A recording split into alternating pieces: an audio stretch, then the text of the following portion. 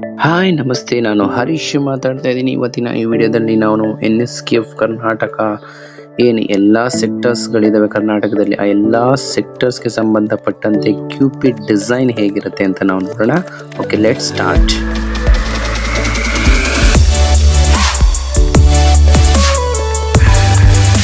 ಈ ವಿಡಿಯೋದಲ್ಲಿ ನಾವು SSLC ಕ್ವಶನ್ ಪೇಪರ್ ಪ್ಯಾಟರ್ನ್ ಏನಿದೆ ಅಂದರೆ 9th ಮತ್ತೆ 10th ಸ್ಟ್ಯಾಂಡರ್ಡ್ ಅಂದರೆ ಲೆವೆಲ್ 1 and 2 ಸ್ಟೂಡೆಂಟ್ಸ್ ಏನಿದ್ದಾರೆ, ಅವ್ರು ಎನಿ ಸೆಕ್ಟರ್ಸ್ ಯಾವುದಾದ್ರೂ ಸೆಕ್ಟರ್ ಆಗ್ಬೋದು, ಅವ್ರಿಗೆ ಬೋರ್ಡ್ ಇಂದ ಕ್ವಶನ್ ಪೇಪರ್ ಬರಬೇಕಾದ್ರೆ ಆ ಬೋರ್ಡ್ ಕ್ವಶನ್ ಪೇಪರ್ ಡಿಸೈನ್ ಹೇಗಿರುತ್ತೆ, ಎಷ್ಟು ಕ್ವಶನ್ಸ್ ಇರುತ್ತೆ, ಎಷ್ಟು ಮಾರ್ಕ್ಸ್ ಇರುತ್ತೆ, ಮತ್ತೆ ಡಿಫ್ರೆಂಟ್ ಟೈಪ್ಸ್ ಆಫ್ ಕ್ವಶನ್ಸ್ ಯಾವ ರೀತಿ ಇರುತ್ತೆ ಅನ್ನೋದನ್ನ ನಾನು ಡಿಸೈನ್ ನ ಬಗ್ಗೆ ಹೇಳ್ತಾ ಬರ್ತಾ ಇದ್ದೀನಿ. ಈ ಕ್ವಶನ್ ಪೇಪರ್ ಒಟ್ಟು 60 ಅಂಕಗಳಿಗೆ ಡಿಸೈನ್ ಆಗ್ತದೆ. ಈ 60 ಅಂಕಗಳು ಇನ್ಕ್ಲೂಡೆಡ್ ಚಾಯ್ಸ್ ಕೂಡ ಇದರಲ್ಲಿ ಇನ್ಕ್ಲೂಡೆಡ್ ಆಗಿರುತ್ತೆ. ಇದನ್ನು ನಾವು ಒಟ್ಟು ಪಾರ್ಟ್ ಎ, ಪಾರ್ಟ್ ಬಿ ಅಂತ ಮಾಡ್ತೀವಿ. ಪಾರ್ಟ್ ಎ ಬಂದು ಎಂಪ್ಲಾಯಬಿಲಿಟಿ ಸ್ಕಿಲ್ಸ್ ಅಂತ ನಾವು ಕರಿತೀವಿ. ಇದು 12 ಮಾರ್ಕ್ಸ್ ಇರುತ್ತೆ. ಒಟ್ಟು 8 ಕ್ವಶನ್ಸ್ಗಳು ಇರ್ತದೆ. ಇದು ಸ್ಕಿಲ್ಸ್, ಎಂಪ್ಲಾಯಬಿಲಿಟಿ ಸ್ಕಿಲ್ಸ್ ನ ಬಗ್ಗೆ ಇರ್ತದೆ. ಹಾಗೆ ಪಾರ್ಟ್ ಬಿ ಅಂತ ಬಂದ್ರೆ ದಿಟ್ಸ್ ಅ ಡೊಮೈನ್ ನಾಲೆಡ್ಜ್ ಬಗ್ಗೆ, ಅಂದ್ರೆ ಸೆಕ್ಟರ್ ರಿಲೇಟೆಡ್ ಮಾರ್ಕ್ಸ್ ಬಗ್ಗೆ, ಸೆಕ್ಟರ್ ರಿಲೇಟೆಡ್. ಇದು ಒಟ್ಟು 48 ಅಂಕಗಳಿಗೆ ಇರ್ತದೆ. ಸಬ್ಜೆಕ್ಟ್ ಕೋಡ್ಗಳನ್ನ ನೋಡ್ತಾ ಬರೋಣ. First one apparels, electronics, IT, retail, automobile and beauty wellness. ಒಟ್ಟು 6 ಸೆಕ್ಟರ್ಸ್ ನಮ್ಮ ಕರ್ನಾಟಕದಲ್ಲಿ ರನ್ನಿಂಗ್ ಅಲ್ಲಿ ಇರುವಂತದ್ದು. Apparels 21, electronics 22, IT 86, retail 87, automobile 88, beauty and wellness 90. ಇದು ಒಟ್ಟು 2 ಲ್ಯಾಂಗ್ವೇಜಸ್ ಅಲ್ಲಿ ಅವೈಲೇಬಲ್ ಇರುತ್ತೆ ನಮ್ಮಲ್ಲಿ. ಮಗು ಯಾವುದಾದ್ರೂ ಒಂದು ಲ್ಯಾಂಗ್ವೇಜ್ ಅನ್ನ ಆಪ್ಟ್ ಮಾಡಿಕೊಂಡು ಆ ಲ್ಯಾಂಗ್ವೇಜ್ ಅಲ್ಲಿ ಆನ್ಸರ್ ನ ಬರೀಬೇಕಾಗುತ್ತೆ. ಯಾವುದಾದ್ರೂ ಒಂದು ಲ್ಯಾಂಗ್ವೇಜಸ್, ಆ ಮಗು ಏನಾದ್ರು ಕ್ವಶನ್ ಪೇಪರ್ ಅಲ್ಲಿ ಒಂದ್ಸಲಿ ಕನ್ನಡ ಶುರು ಮಾಡಿದ್ರೆ ಕನ್ನಡದಲ್ಲೇ ಬರೀಬೇಕು, ಇಂಗ್ಲಿಷ್ ಶುರು ಮಾಡಿದ್ರೆ ಇಂಗ್ಲಿಷ್ ಅಲ್ಲೇ ಬರೀಬಹುದಾಗಿರುತ್ತೆ.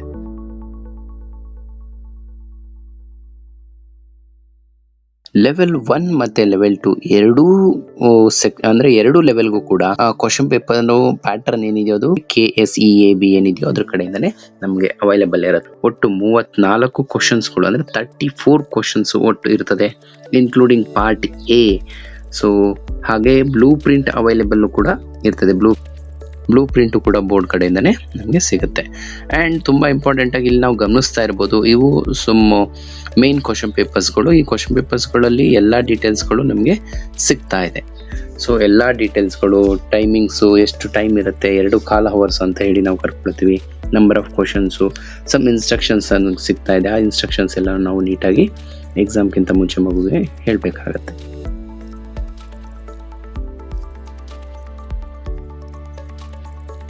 QP ಡಿಸೈನ್ ಯಾವ ರೀತಿ ಇರುತ್ತೆ ಅಂತ ಹೇಳಿದ್ರೆ MCQ, ಮಲ್ಟಿಪಲ್ ಚಾಯ್ಸ್ ಕ್ವಶನ್ಸ್ ಅಂತ ಕರಿತೀವಿ.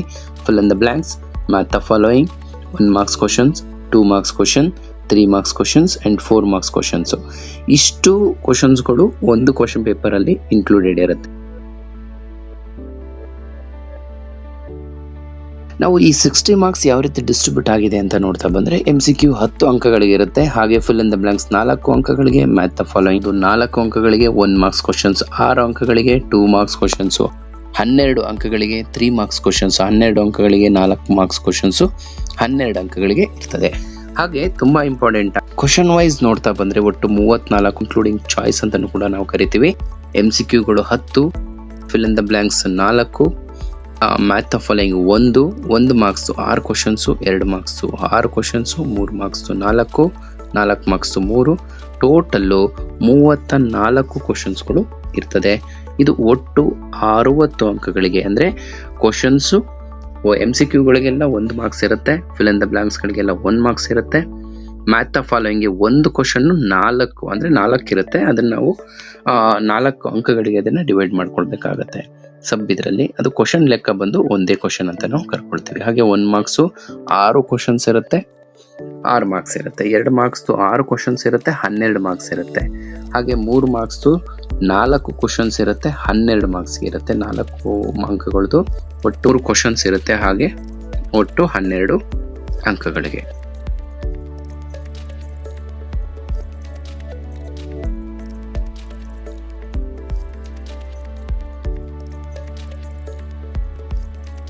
ಇದು 60 marks 34 ಕ್ವಶನ್ಸ್ ಡಿಸ್ಟ್ರಿಬ್ಯೂಷನ್. ಹಾಗೆ ನಾವು ಪಾರ್ಟ್ ಎ ನೋಡ್ತಾ ಬರೋಣ. ಪಾರ್ಟ್ ಎ ಎಂಪ್ಲಾಯಬಿಲಿಟಿ ಸ್ಕಿಲ್ಸ್ ಏನು 12 ಮಾರ್ಕ್ಸ್ಗೆ ಇರ್ತದೆ. ಇದು ಎಂಪ್ಲಾಯಬಿಲಿಟಿ ಸ್ಕಿಲ್ಸ್ ಬಗ್ಗೆ ಇರ್ತದೆ. ಇದರಲ್ಲಿ ಒಟ್ಟು 5 ಯೂನಿಟ್ಗಳು ಇದರಲ್ಲಿ ಇರ್ತದೆ. ಒಟ್ಟು ಕ್ವಶನ್ ನಂಬರ್ 1 ಇಂದ 8 ವರೆಗೆ ಕ್ವಶನ್ 1 to 8 ಕ್ವಶನ್ಸ್ ಏನಿದೆ ಅದು ಇಂಗ್ಲೀಷಲ್ಲೇ ಇರುತ್ತೆ. ನಾವು ಇಂಗ್ಲೀಷಲ್ಲೇ ಇದು ಮಾಡಬೇಕು. MCQಗಳು 3 ಇರ್ತದೆ. ಹಾಗೆ 1 ಮಾರ್ಕ್ಸ್ ಕ್ವಶನ್ಸ್ 2 ಇರ್ತದೆ. 2 ಮಾರ್ಕ್ಸ್ ಕ್ವಶನ್ಸ್ 2, ಅದರಲ್ಲಿ ಒಂದು ಚಾಯ್ಸ್ ಇರುತ್ತೆ 3 ಮಾರ್ಕ್ಸ್ 1 ಕ್ವಶನ್. ಒಟ್ಟು 8 ಈ ಎಂಪ್ಲಾಯಬಿಲಿಟಿ ಸ್ಕಿಲ್ಸ್ ಇರ್ತದೆ. ಇದು ಒಂದು ಮಾಡೆಲ್ ನಿಮಗೆ.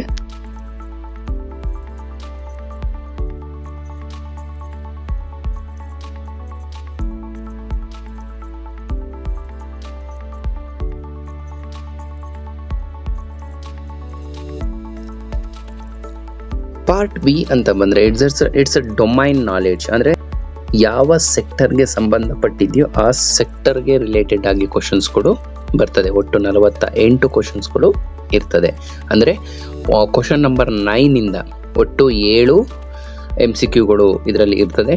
ಅಂದರೆ ಇನ್ನು ಉಳಿದಂಥ 3 ಕ್ವಶನ್ಸು ಎಂಪ್ಲಾಯಬಿಲಿಟಿ ಸ್ಕಿಲ್ಸ್ ಅಲ್ಲಿ MCQಗಳು ಬರ್ತದೆ.